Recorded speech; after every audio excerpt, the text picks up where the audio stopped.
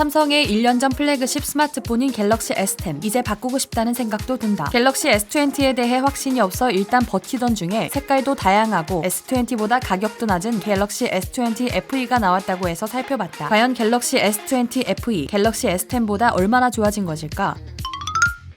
먼저 디스플레이다. 처음 봤을 때 가장 눈에 들어오는 것은 바로 엣지와 플랫의 차이다. 갤럭시 S10은 엣지 디스플레이지만 갤럭시 S20 FE는 플랫 디스플레이다. 최근 삼성의 플래그십 스마트폰은 계속해서 엣지를 채택해왔고 엣지를 싫어하는 사용자들을 위해 갤럭시 S10e에는 플랫 디스플레이를 탑재했었다. 펜을 위한 스마트폰이라는 뜻의 갤럭시 S20 펜 에디션. 플랫 디스플레이를 좋아하는 팬들에게 어필을 하는 것 같다. 또 한 가지 포인트는 바로 주사율이다. 한 번도 안 쓴 사람은 있지만 한 번만 쓴 사람은 없다는 120Hz 주사율. 갤럭시 S10에서는 지원하지 않지만 갤럭시 S20 FE에서는 120Hz를 지원한다. 아, 이 부드러운 느낌. 이젠 120Hz 없이는 살 수 없는 폰이 되어버렸어. 하지만 여전히 120Hz 사용 시에 배터리 소모가 큰 건 어쩔 수 없는 부분인 것 같다. 이번엔 디스플레이의 균일도를 살펴봤다. 디스플레이에 문제가 생기면 울긋불긋 얼룩덜룩해진다. 그래서 체크를 해볼 필요가 있다. 어두운 곳에서 흰색 배경을 폰에 띄우고 색깔이 균일한지 살펴보았다. 두 제품은 약간의 색감 차이는 있으나 큰 문제점은 보이지 않았다.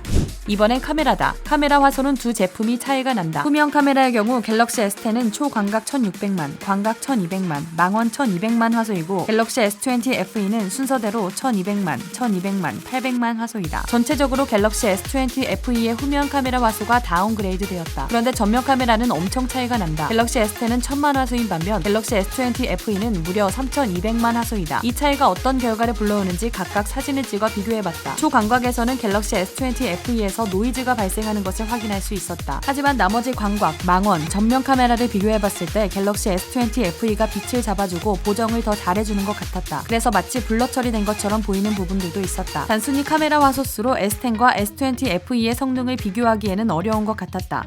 스마트폰이 얼마나 똑똑하고 얼마나 체력이 좋은지도 따져봐야 한다.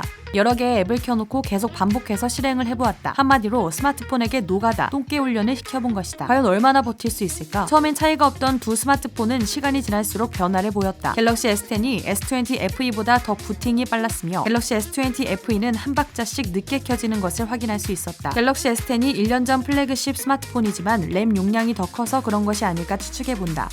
이번엔 스피커를 따져보겠다. 스마트폰은 기본적으로 두 개의 스피커를 가지고 있다. 수화부와 아래쪽에 메인 스피커. 이 두 개의 밸런스가 맞아떨어져야 영상 보기에도 편하다. 과연 갤럭시 S10과 갤럭시 S20 FE의 스피커 성능은 어떨까? 실험 방법은 간단하다. 저작권에 위배되지 않는 무료 음원을 틀어놓고 수화부와 메인 스피커의 소리를 녹음하면 된다. 과연 어떤 결과가 나왔을까? 하영을 비교해보니 갤럭시 S20 FE가 갤럭시 S10보다 두 스피커의 음량이 더 차이가 났다. 그렇기 때문에 스피커 밸런스는 갤럭시 S10이 더 우수하다고 볼 수 있다. 결론, 가장 최근에 나온 갤럭시 S20 FE지만 1년 전 플래그십 스마트폰 갤럭시 S10이 S20 FE보다 고스펙을 갖고 있는 것도 있었다. 지금까지 갤럭시 S10과 갤럭시 S20 FE를 비교해보았다.